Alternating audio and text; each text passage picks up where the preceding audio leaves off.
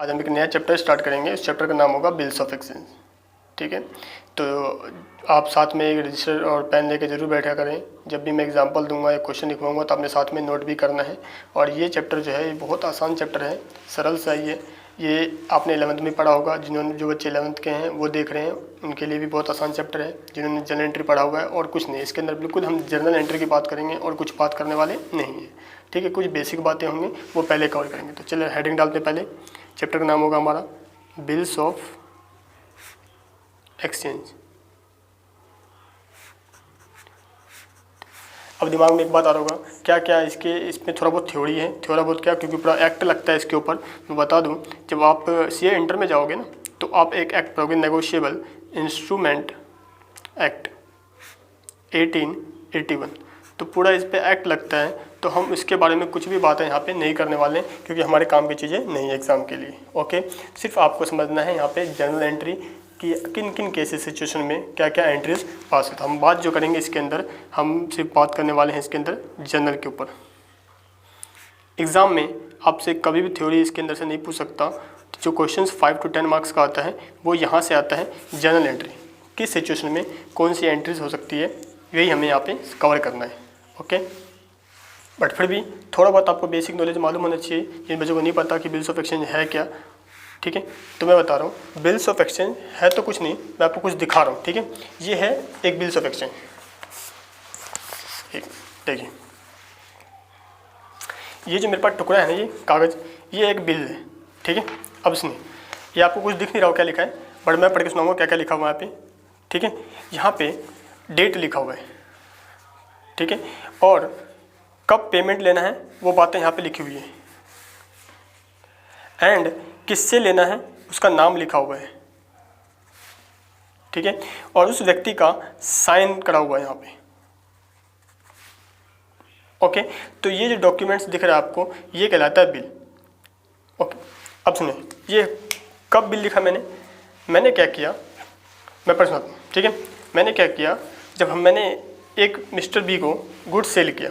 ध्यान सुनना, पहले हम ये बिल 2 केस में बनता है। पहले आज हम बात करेंगे आज पूरी क्लास में सेल के ऊपर। ठीक है, सेल एंड परचेज के ऊपर, ट्रांजैक्शंस बिजनेस की। ठीक है, तो जैसे कि मैं लेन देन की बात कर रहा हूँ। ठीक है, तो जैसे ही मैंने सेल किया, ध्यान से देखना है, ये मिस्टर एक्स है। ओके, ठीक है, आप जब मैं बातों को समझा रहा हूँ तो आप उस बातों को ध्यान से सुन के उस बात को विजुअलाइज करें, अपने थ्रू लाएं कि ये आप हो और आपके साथ ये घटनाएं हो रही हैं, तभी आप इसको एंट्रीज में रिकॉर्ड कर पाओगे बहुत ही आसानी से। ओके, तो देखिए, मैंने क्या बताया कि ये मिस्टर एक्स है। मिस्टर एक्स क्या करता है, सामान बेचता है। ठीक है, गुड्स सोल्ड अमाउंट 10,000। ठीक है, 10,000 रुपये का सामान मिस्टर एक्स ने मिस्टर वाई को बेच दिया। और हम यहाँ पे जो बात करेंगे, ये बात करने वाले हैं क्रेडिट सेल्स की। ध्यान रखना, क्योंकि नगद सेल्स में बिल्स ऑफ एक्सचेंज का कोई भी काम नहीं है, क्योंकि नगद सेल्स में बिल्स ऑफ एक्सचेंज बनता ही नहीं है। नगद सेल्स में तो आपको पता है, सामान बेचेंगे, पैसा ले लेंगे। तो हम उधार की बात कर रहे हैं यहाँ पे टोटली। ठीक है, तो जो भी बिल बनता है वो उधार अमाउंट पे बनता है, नगद पे नहीं बनता। ओके, तो देखो, मिस्टर एक्स ने कुछ सामान बेच दिया, 10,000 का सामान मिस्टर वाई को। ठीक है, अब मिस्टर ए क्या करेगा, बिल लिखेगा। अब दिमाग में आ रहा होगा, क्या ये बिल कौन सा बिल है सर, ऐसे ही फालतू का बिल है? नहीं, फालतू का बिल नहीं है, मैंने पहले कहा था एक्ट से लिया गया बिल है। एक्ट में उन सारे कंडीशंस और जो भी होता है उस पर लॉ वगैरह वो एक्ट में लिखा हुआ है। बट ये नॉर्मल साधारण बिल नहीं है, एक राइटिंग इंस्ट्रूमेंट है। जब थ्योरी पढ़ोगे तो आप पढ़ोगे कि बिल्स ऑफ एक्सचेंज होता है वो एक राइटिंग या रिटन इंस्ट्रूमेंट, एक इंस्ट्रूमेंट्स है।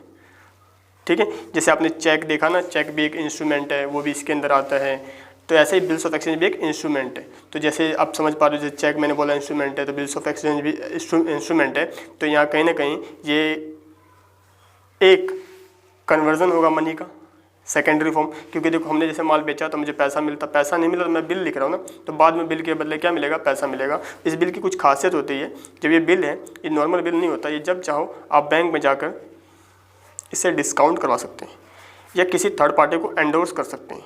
इसकी यही खासियत होती है, इसे बोलते हैं, इसलिए बोला गया इसे नेगोशिएबल इंस्ट्रूमेंट। नेगोशिएबल का मतलब ही होता है ईजी ट्रांसफरेबल, मतलब आप ट्रांसफ़र कर सकते हो किसी भी पार्टी को। तो नॉर्मली ये लेन देन के लिए बनाते हैं, लिखे जाते हैं बिल को। कुछ कंडीशंस होते हैं, वो कंडीशंस लॉ के अंदर है, हम उन बातों को डिस्कस नहीं करने वाले हैं, क्योंकि मैं डिस्कस करूँगा तो काफ़ी लेंथी वीडियो बन जाएगा, बहुत कुछ है पढ़ने को इसमें।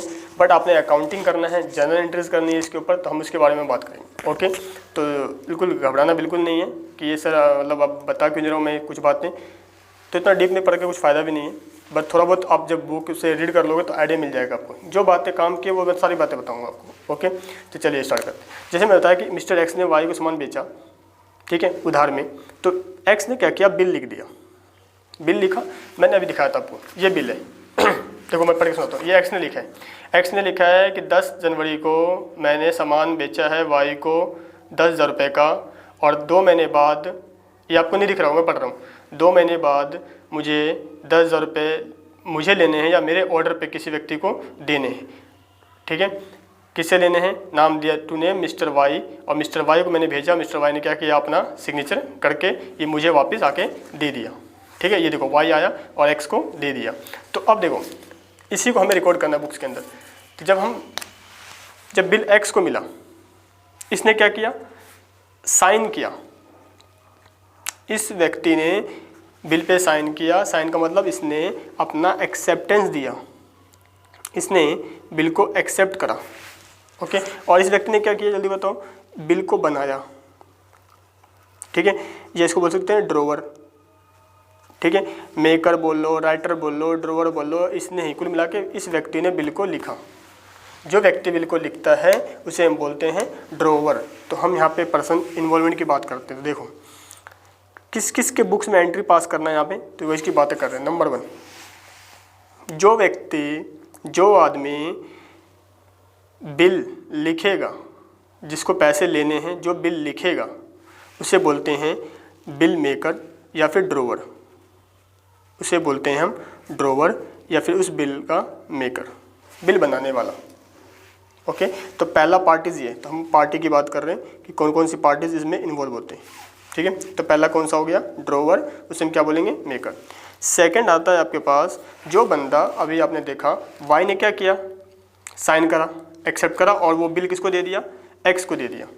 ठीक है, जब टाइम आएगा तो एक्स पेमेंट लेने के लिए वाई के पास जाएगा, बिल देगा इस बंदे को, वो बिल दे देगा और उससे क्या ले लेगा, कैश ले लेगा। ठीक है, तो ये सारे इवेंट्स हम यहाँ पे कवर करने वाले हैं आराम आराम से। तो पहले हम देखते हैं, आप जैसे कहा कि एक व्यक्ति ने माल बेचा था, जिसने बिल लिखा, उसे हम क्या बोलते हैं, ड्रोवर। तो मेरे एग्जाम्पल में ड्रोवर था मिस्टर एक्स। ओके, सेकंड आता है जो बिल को एक्सेप्ट करता है, साइन करता है और उसे रिटर्न कर देता है एक्स को, उस व्यक्ति को बोलते हैं एक्सेप्टर।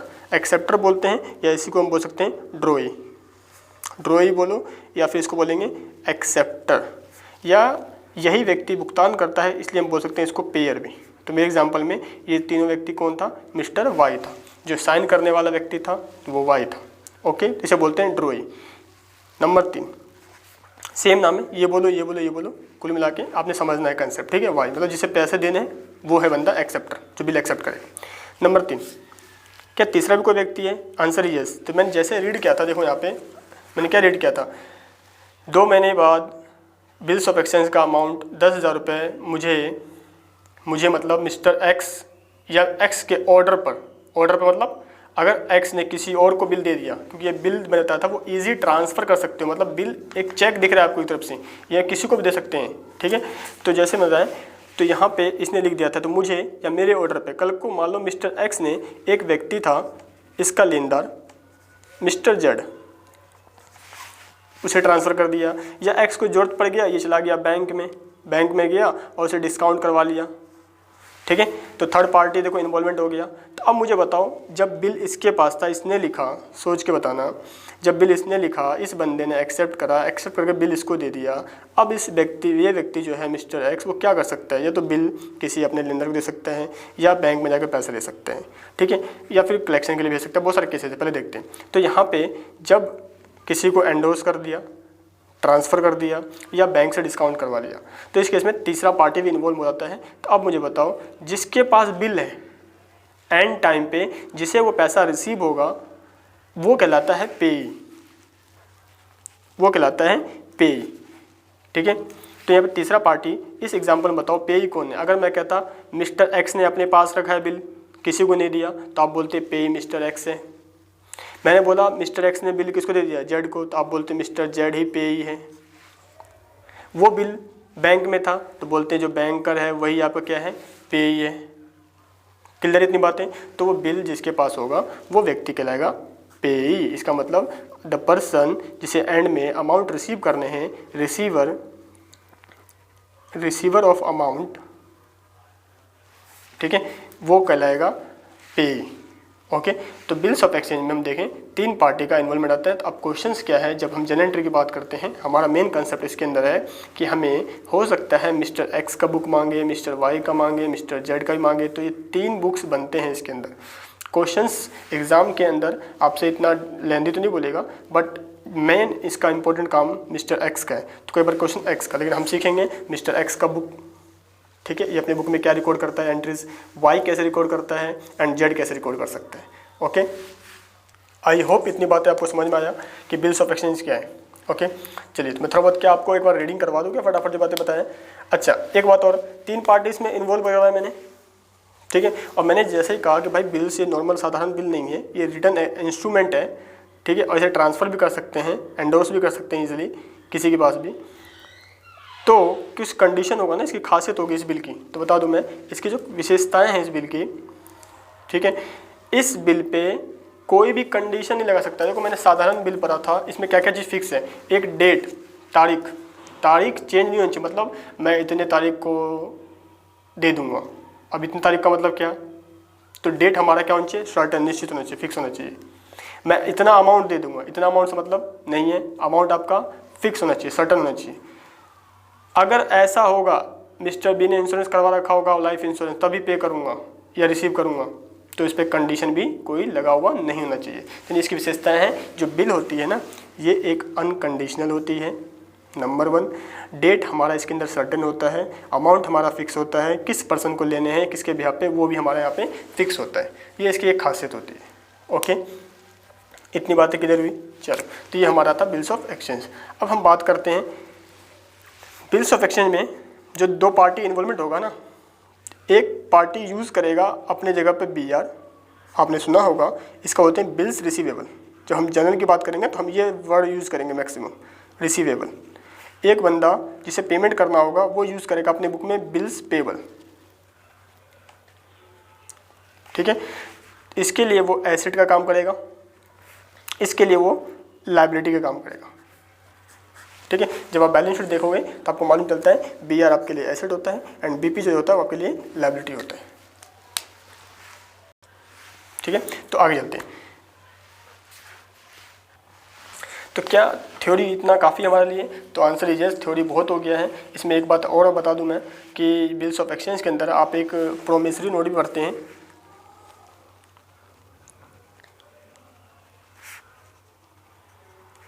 ठीक है। समझ लो, जब प्रोमिसरी नोट क्वेश्चन में लिखा होगा तो हम इसको भी ट्रीट कर लेंगे BR एंड BP जैसे, BR एंड BP जैसे।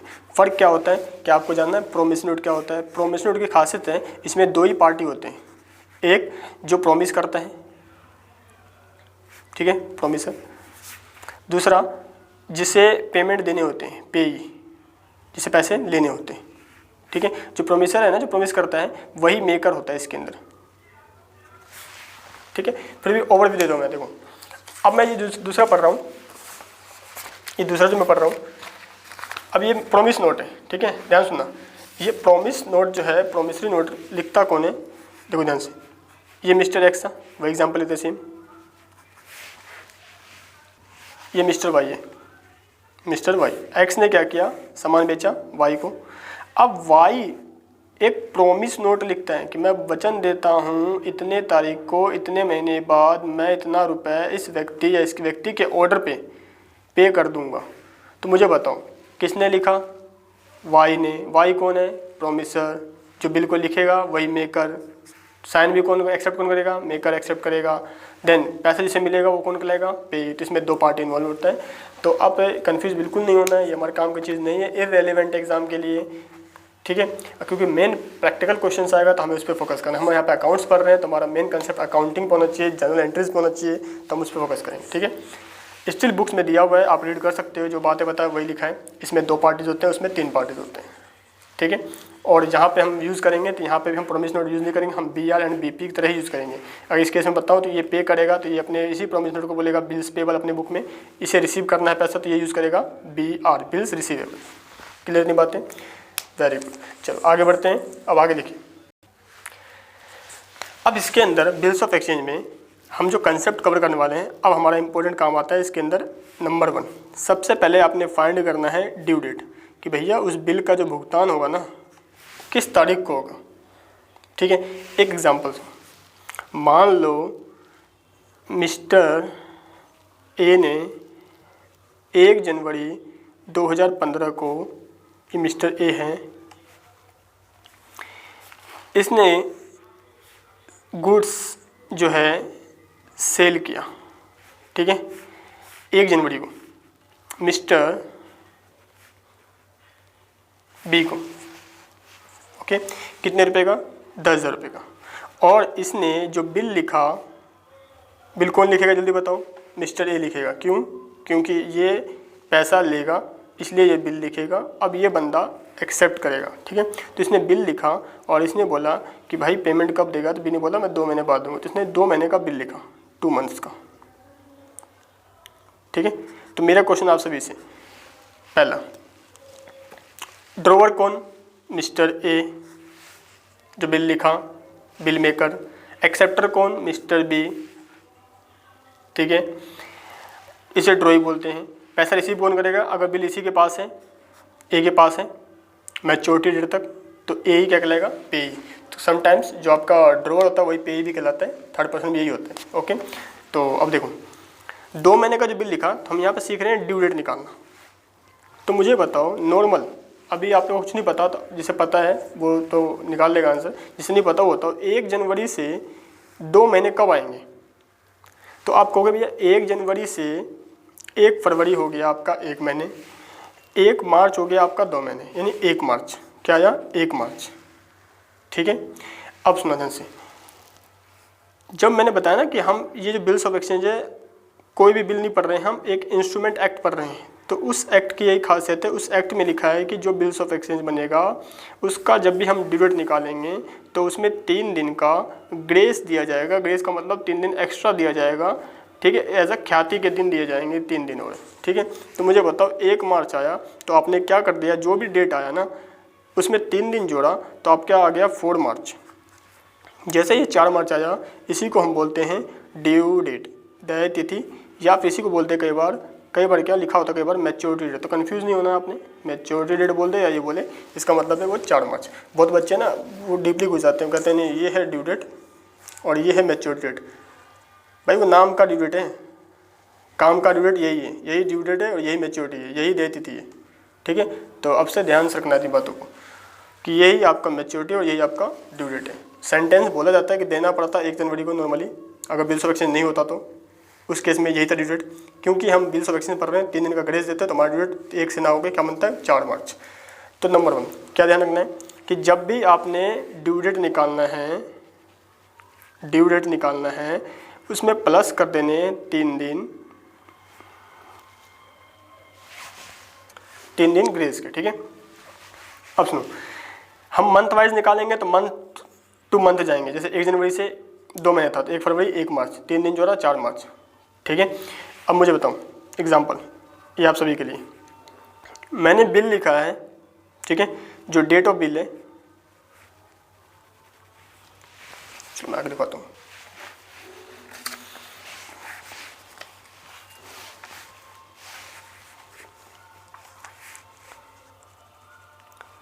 डेट ऑफ बिल और आपने बताना है ड्यू डेट्स। बहुत बच्चों ने आप में से कर रखा होगा पहले ये, तो जिसने कर रखा है वो इसको वीडियो को आगे बढ़ा के देख सकता है। ठीक है, जिसने नहीं पता वो सीख सकते हैं इसमें। ठीक है, ध्यान दें। तो डेट ऑफ बिल मान लिया मैंने यहाँ पे 2 Feb 2015 है। ठीक है, और टाइम था 3 मंथ्स। तो आप सभी बताओ जल्दी कितना आएगा ड्यू डेट उसका? 2 फरवरी से 2 मार्च 1 महीने, 2 अप्रैल 2 महीने, 2 मई 3 महीने, 2 मई आया था, इसमें 3 दिन जोड़ देंगे, कितना आ गया 5 मई, 5 मई, यानी इस बिल का मैच्योरिटी डेट आया 5 मई 2015। क्लियर है? तो मंथ वाइज में ऐसे चलना है आपने, कंफ्यूज नहीं होना बिल्कुल भी, मंथ टू मंथ। नंबर 2, अगर डेज में है, अगर डेज में है तो कैसे चलना है, तो देखो जब डेज में जाना है तो हम ऐसे काउंट करेंगे। जैसे मान लो यहाँ पे बिल का था 2 फरवरी 2015 और डेज है आपके लिए 45 डेज, तो काउंट कैसे करना, देखो फेब के डेज कितने बच गए, 2 फेब से 28 का महीना होता है यानी 26, ठीक है, 45 लेना है यानी 26 और इधर हो गया आपको कितने 19 दिन हो गया किसका, मार्च का 19 लिया तो आपका ये हो गया 45 हो गया। जो डेट आया 45 कंप्लीट हुआ, इसमें 3 दिन का ग्रेस देंगे तो 19 मार्च प्लस 3 मार्च कितने हो गए भाई 22 मार्च, यानी आपका डेट कितना आ गया 22 मार्च। ओके, तो डेज वाइज में ऐसे डेज काउंट करने हैं आपने। क्लियर नहीं बातें? तो ऐसे आपको क्या निकालना है, ड्यू डेट। तीसरा, चलिए एक क्वेश्चन करके दिखाओ। मान लो ये बिल लिखा था 26 जन को फॉर 62 डेज, तो मुझे बताओ ड्यू डेट कितना आएगा इसका, ड्यू डेट सभी जल्दी। 26 जनवरी, जनवरी का दिन कितना जल्दी बताओ, 31 का मंथ होता ना, तो यानी वो जनवरी के 5। ओके, उसके बाद फैब के कितने 28, कई बार फैब के 29 हो जाएगा अगर वो लीप ईयर है तो, अदरवाइज 28। कुछ नहीं बोलता हमें 28 लेना, ठीक है, दिमाग अपना मत लगाना ज़्यादा। तो 5 जनवरी 28 फरवरी, ओके कितना हो गया 28 और 5 33, 62 है अभी, तो इसका मतलब कितने दिन हो गए, ये हो गया आपके पास, ये हो गया आपके पास 29 दिन, किसके, जन फेब मार्च, यानी 29 मार्च, यानी 29 मार्च को आपका डेज कंप्लीट हो गया कितना 62।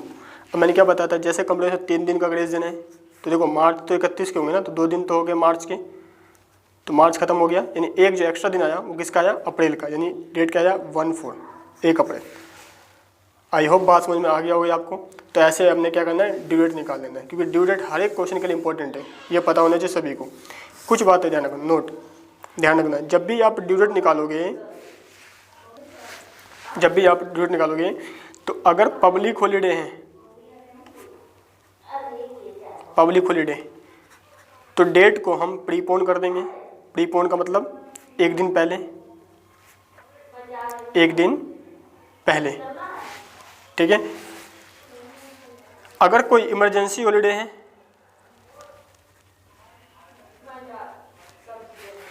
तो उसे कर देंगे पोस्टपोन, एक दिन बाद।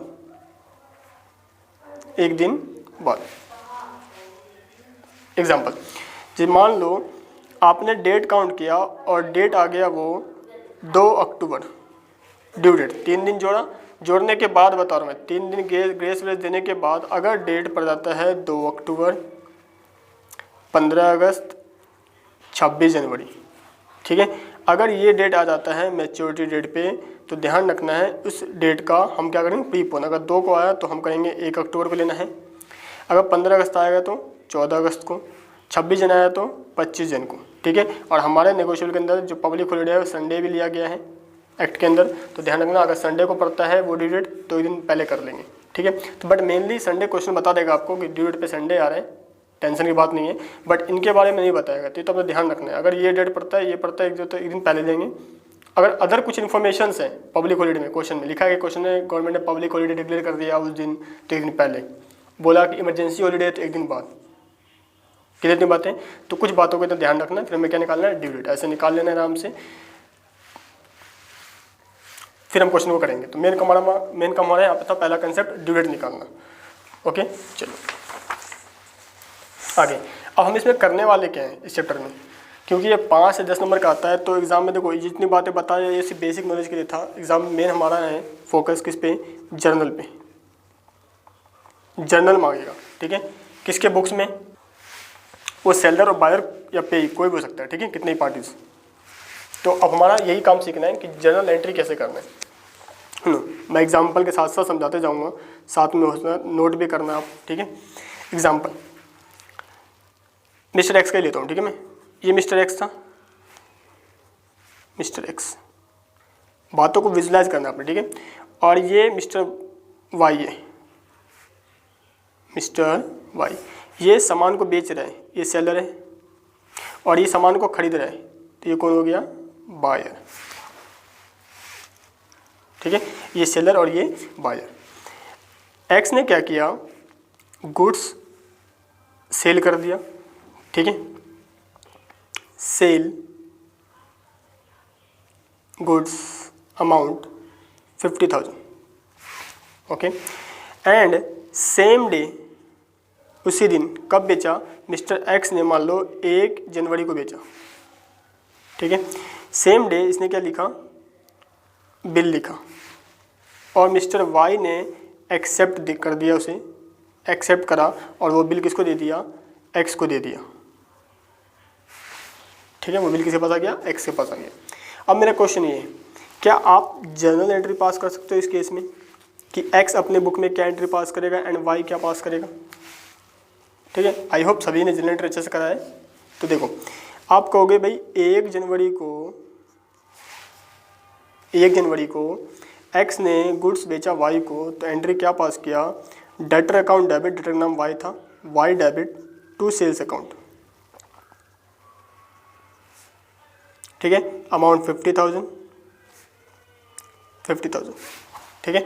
वाई ने क्या किया होगा, वाई कहोगे सेम डेट को वाई ने परचेज करा है, तो एंट्री पास करा होगा वाई ने परचेज अकाउंट डेबिट टू, किससे, एक्स से, 50,000, ओके। अब देखो, उसी दिन बिल लिखा, एक्सेप्ट कर लिया, ठीक है। एक्सेप्ट करके क्या होता है, बिल इसके पास आता है, एक्स के पास। तो मुझे बताओ, इसने बिल एक्सेप्ट किया सेम डेट को, 1 जनवरी को ही, और वो बिल किसको दे दिया, एक्स को। तो ये क्या लिखेगा अपनी बुक में, एक्स डेबिट, और एक्स को क्या दिया इसने, बीपी दिया, बिल्स पेबल अकाउंट, कितने का, सेम अमाउंट का, 50,000, ठीक है। एक्स ने क्या किया होगा, एक्स के पास उसी दिन सेम डेट को बिल आया होगा, बीआर अकाउंट डेबिट, किससे आया होगा, वाई से, कितना, 50,000 एंड 50,000, ओके। अब जो बिल लिखा था, वो बिल था लेट्स सपोज 2 मंथ का, 2 महीने बाद पेमेंट होता। आप सभी क्या ड्यू डेट निकाल सकते हो, 1 जनवरी से 2 मंथ, ठीक है। 1 फरवरी, 1 मार्च, प्लस में 3 जोड़ देंगे, यानी 4 मार्च, 4 मार्च, 4 मार्च को मुझे बताओ, अगर मैं क्वेश्चन में पहले ये कहूँ, नंबर 1 कंडीशंस, पहला केस है कि जो बिल था, वो बिल ड्यू डेट तक मिस्टर एक्स के पास ही था, तो मुझे सोच के बताओ कि पैसा किसे मिलेगा, एक्स को मिलेगा, और पे कौन करेगा, वाई। देखो, वाई तो पेयर है, बिल किसी के पास भी जाए, ठीक है, जेड के पास जाए, बैंक के पास जाए, किसी और के पास जाए, अल्टीमेट सभी बंदा जाएगा बिल लेकर किसके पास, वाई के पास। विजुलाइज करो उस चीज़ को, वाई के पास जाएगा, वाई को क्या देगा, बिल देगा और पैसे ले लेगा। वाई का तो एक ही काम है भाई, टाइम आएगा पेमेंट करेगा बिल लेकर, ठीक है। बट एक्स के पास बिल है, तो एक्स के पास बहुत सारे ऑप्शंस आते हैं कि एक्स चाहे तो वो बिल अपने पास रखें जब तक उसका ड्यू डेट नहीं आता, चाहे तो वो बिल किसी थर्ड पार्टी को दे दें, एंडोर्स कर दें, चाहे वो बैंक से डिस्काउंट करवा लें, ठीक है। तो बिल का ट्रांसफ़र या एंडोर जो भी कर रहा है वो एक्स कर रहा है, यानी अल्टीमेट जो मेन काम हमारा बनता है वो एक्स के बुक में एंट्रीज बढ़ते हैं, वाई का काम कुछ नहीं है। वाई बेचारा खरीदेगा, बिल को एक्सेप्ट करेगा और पेमेंट कर देगा टाइम पे पेमेंट नहीं करेगा तो अगला कंसेप्ट देखेंगे क्या करना है उसमें, ठीक है। तो ये करता जाएगा बेचारा को, उससे मतलब नहीं है। बट एक्स सेल करेगा, बिल लेगा, और बिल चाहे तो अपने पास रखेगा तो पेमेंट इसे मिल जाएगा टाइम पे, अपने पास नहीं रखेगा किसी और को दे देगा, तो जिस दिन देगा उस दिन की एंट्री पास करेंगे, बैंक में भेज दे तो बैंक की एंट्री पास करेंगे। तो वो बहुत सारे केसेस है, ठीक है। तो हम पहला केस कर रहे हैं, मैं यहाँ बता रहा हूँ कि ड्यू डेट तक एक्स ने बिल को अपने पास ही रखा, तो पेमेंट के लिए कौन जाएगा, एक्स जाएगा। एक्स बिल देगा और वाई से पैसा देगा। तो एंट्री बताओ, एक्स ने बिल दिया, पैसे लिया, 4 मार्च को एक्स अपने बुक में कहेगा कि भैया पैसा आया, कैश अकाउंट डेबिट, कैश लिख सकते हो बैंक, कोई दिक्कत नहीं है, कैश अकाउंट डेबिट टू क्या जाएगा इसके पास से, बीआर अकाउंट, बिल जाएगा कितने का, 50,000 का। आई होप बात आपको समझ में आ रही है अच्छे से। एक्स ने क्या किया, बिल दिया, पैसे ले लिए। अब 4 मार्च को वाई क्या कहेगा, वाई कहेगा भाई बिल लूँगा, यानी बीपी अकाउंट डेबिट, ये बिल लेगा और पैसे देगा टू कैश अकाउंट। क्या कोई मुश्किल इसके अंदर, डबल एंट्री है और कुछ नहीं है चैप्टर में पूरा। अगर चैप्टर अच्छे से कर दो तो आप 5 से 10 नंबर, भाई पिछले साल जो क्वेश्चन पेपर आया था उसमें 10 नंबर के क्वेश्चन थे, और जो मैं कंसेप्ट करवाऊंगा देखना वो 10 नंबर के इतने बोनस के नंबर थे, ठीक है। तो अगर आप अच्छे से कर लो इसको, बहुत इजी है, सिर्फ डबल एंट्री इफेक्ट है, आप लॉजिक लगा के कर पाते हो तो बहुत इजी हो जाएगा आपके लिए, ठीक है। तो ये पहला कंसेप्ट है, इसी कंसेप्ट को बोल देंगे हम नंबर 1, कंसेप्ट वाइज करेंगे, ठीक है।